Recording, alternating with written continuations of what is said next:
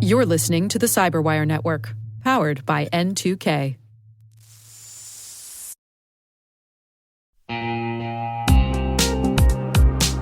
Hey everybody, Dave here. I've talked about Delete Me before, and I'm still using it because it still works. It's been a few months now, and I'm just as impressed today as I was when I signed up. Delete Me keeps finding and removing my personal information from data broker sites, and they keep me updated with detailed reports, so I know exactly what's been taken down. I'm genuinely relieved knowing my privacy isn't something I have to worry about every day. The Delete Me team handles everything. It's the set it and forget it peace of mind. And it's not just for individuals. Delete Me also offers solutions for businesses, helping companies protect their employees' personal information and reduce exposure to social engineering and phishing threats. And right now, our listeners get a special deal, 20% off your Delete Me plan. Just go to joindeleteme.com/N2K and use promo code N2K at checkout. That's joindeleteme.com/N2K, code N2K.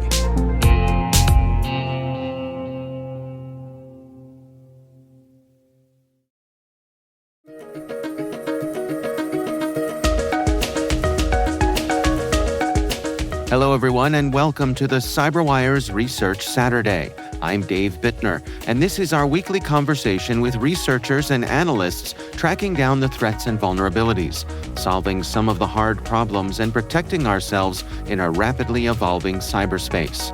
Thanks for joining us.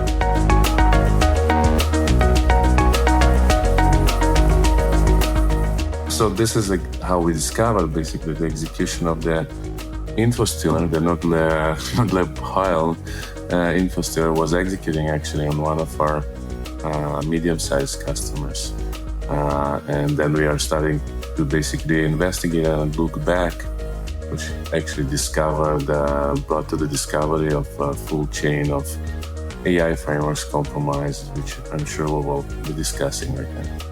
That's Michael Gorlick, Chief Technology Officer at Morphosec. The research we're discussing today is titled New Nudelophile Stealer Distributes Via Fake AI Video Generation Platforms.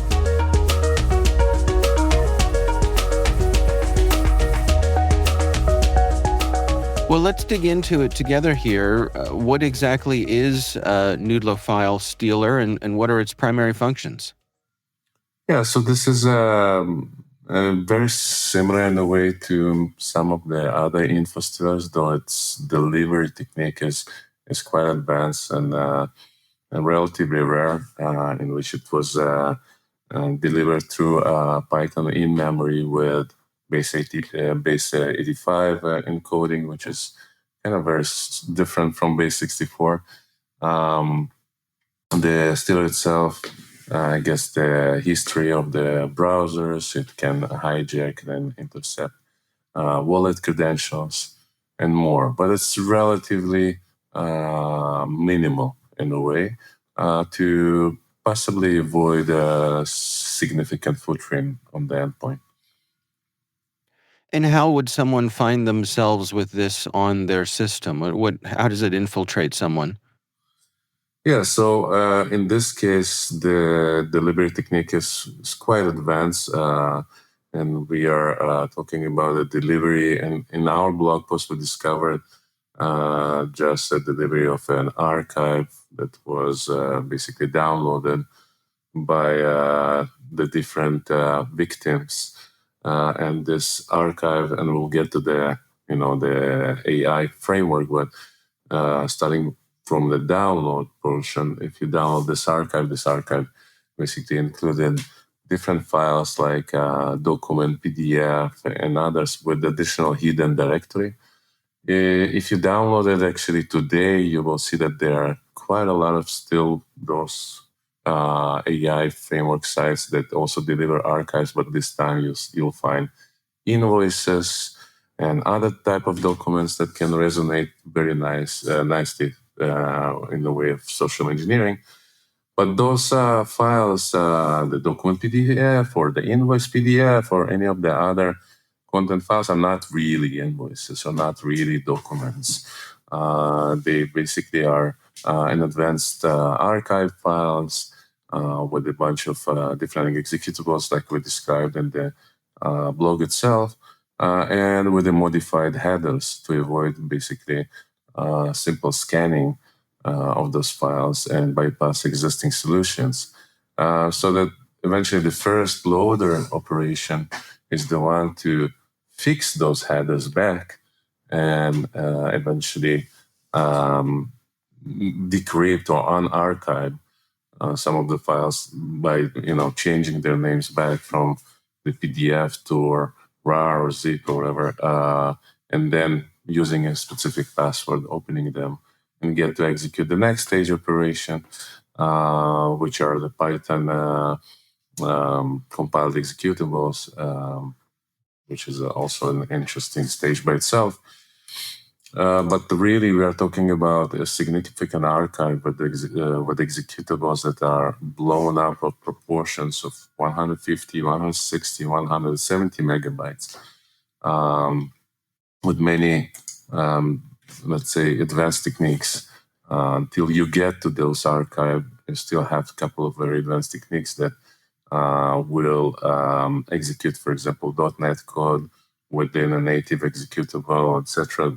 It's quite advanced techniques to bypass simple interpretation, scanning, interpreted PowerShell, and interpreted .NET, commands scanning.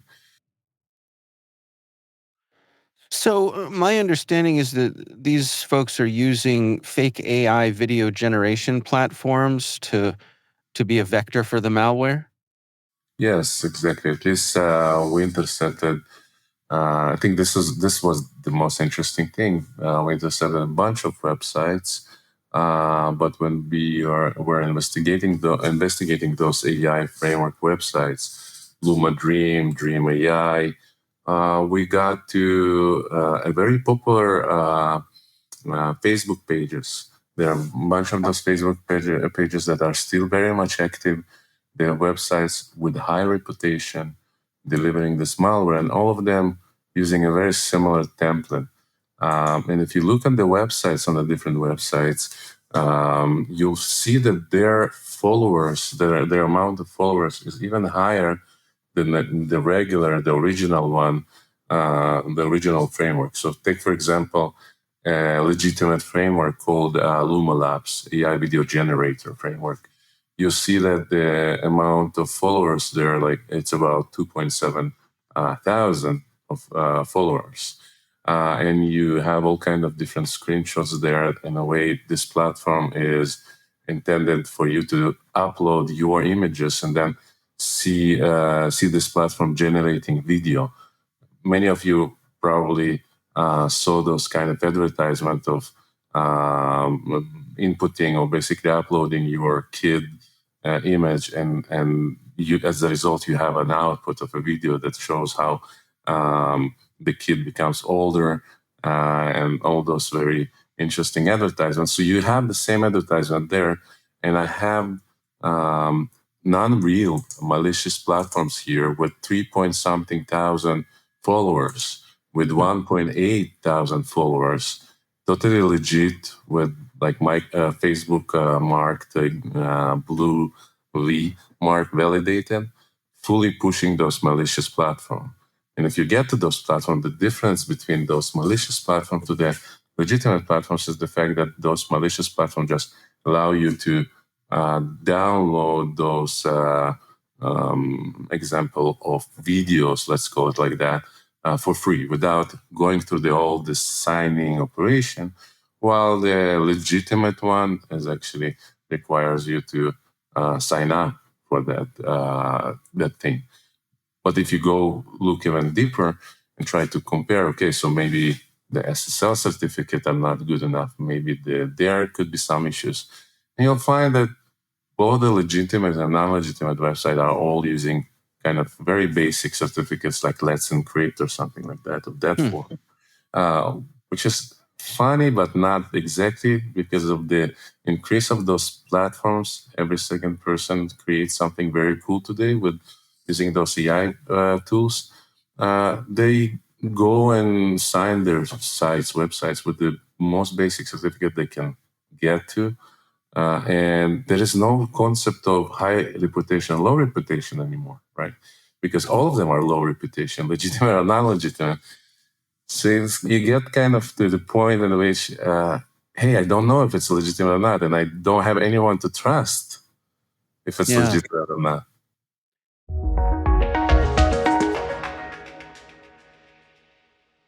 We'll be right back. And now a word from our sponsor, SpyCloud. Identity is the new battleground, and attackers are exploiting stolen identities to infiltrate your organization. Traditional defenses can't keep up. SpyCloud's holistic identity threat protection helps security teams uncover and automatically remediate hidden exposures across your users, from breaches, malware, and phishing to neutralize identity-based threats like account takeover, fraud, and ransomware. Don't let invisible threats compromise your business. Get your free corporate darknet exposure report at spycloud.com/cyberwire and see what attackers already know. That's spycloud.com/cyberwire.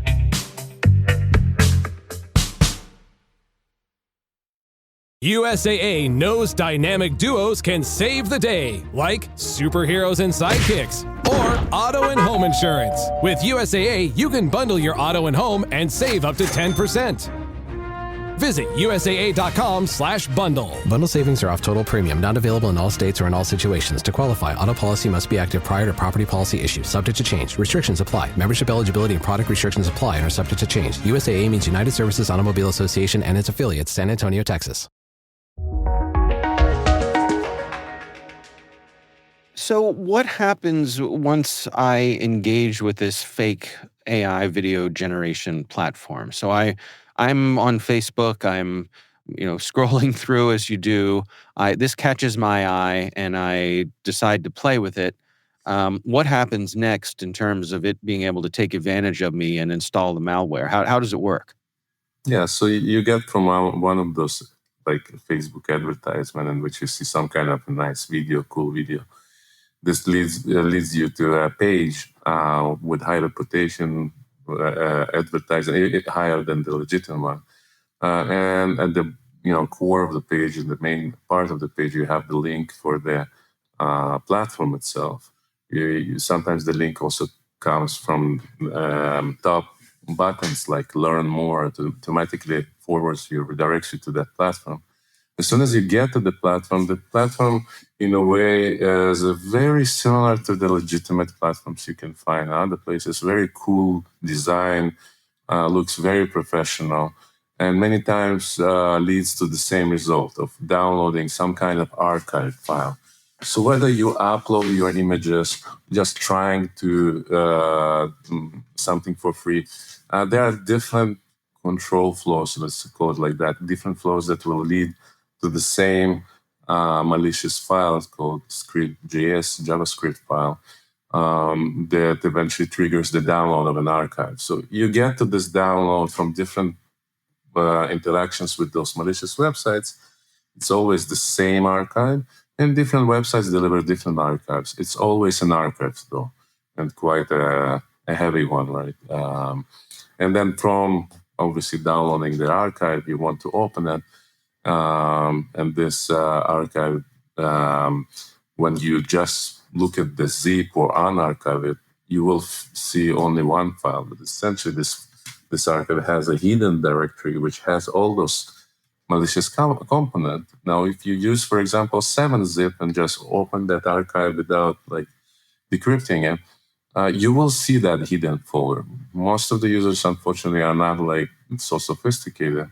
They just open the zip and miss out on this hidden folder, which will be triggered by the executable.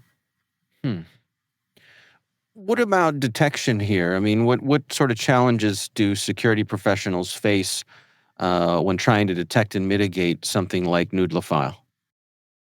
Yeah, well, if it wouldn't be an archive that you would download, the detection would be simpler. You could detect that on the perimeter level. Many of the browsers and the Defender for Cloud and different very basic filtering capabilities to identify those advanced .NET overblown executables or misconfigured like RAR files. But the fact that you download an archive, the archive is very easy to hide artifacts within those archives. So as soon as it gets to your disk, it's actually quite challenging to detect by existing controls. So you need more sophisticated controls in place, like ours, for example, or you can implement, if you own a business, and you can allow yourself to implement hardening capabilities like application controls and others, which basically do not allow you just to execute anything. And even if your MP4 has some kind of allowing spaces that leads to an execution of executable, it still will prevent that.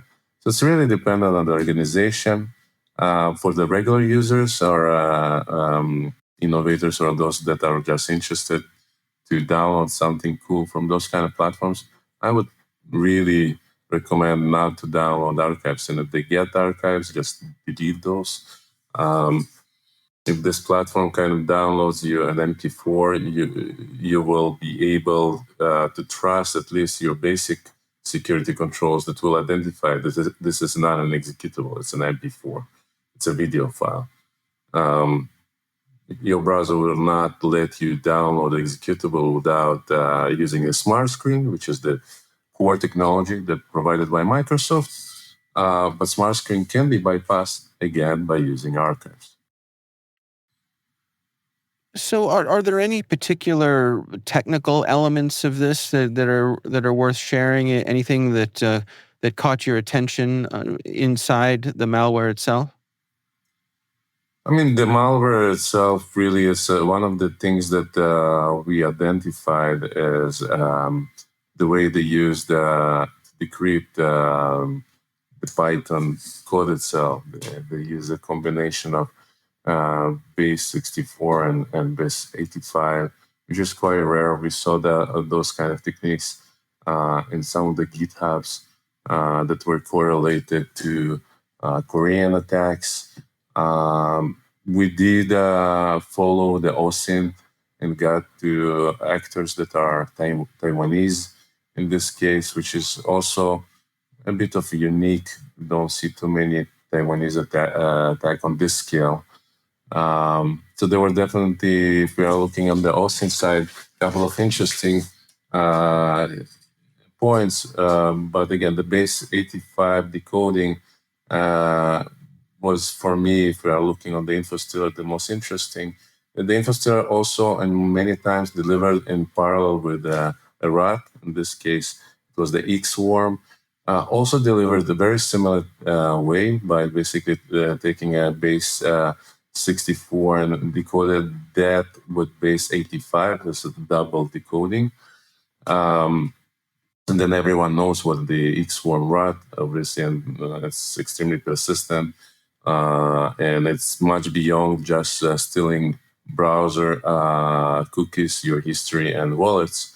It's a persistent, fully capable malware that can execute remote commands.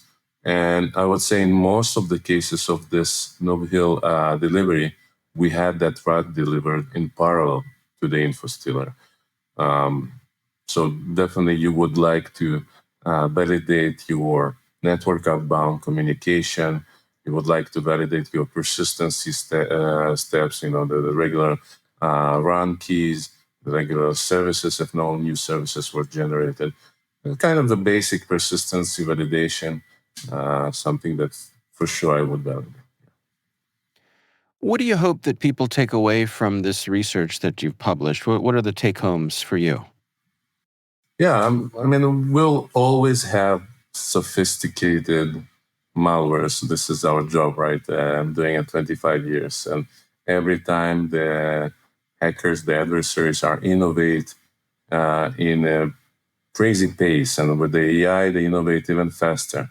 You see new tactics, new techniques all the time. At this moment, I'm kind of not concerned with regard to the super advanced malware, I'm more concerned of the delivery techniques, as probably was sound from my small lecture. This is the time right now in which it kind of reminds me the 2016 exploit kit times and the times when the WannaCry appeared. Very non-stable in a time where many new attack surfaces and new delivery techniques are possible. And it will take a year or two until security controls will adapt to this new delivery risk, and will find a solution to try and identify what is a legitimate AI framework and what is not. Until then, I would recommend people not to hurry and download anything from those AI platforms. Be extremely careful and validate everything that is downloaded and where do you upload stuff as well. Because many of them are generated by a simple person using the same AI tools that are available to anyone else.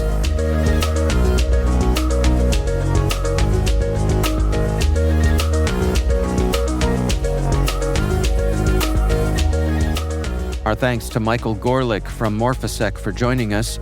The research is titled New Noodlophile Stealer Distributes Via Fake AI Video Generation Platforms.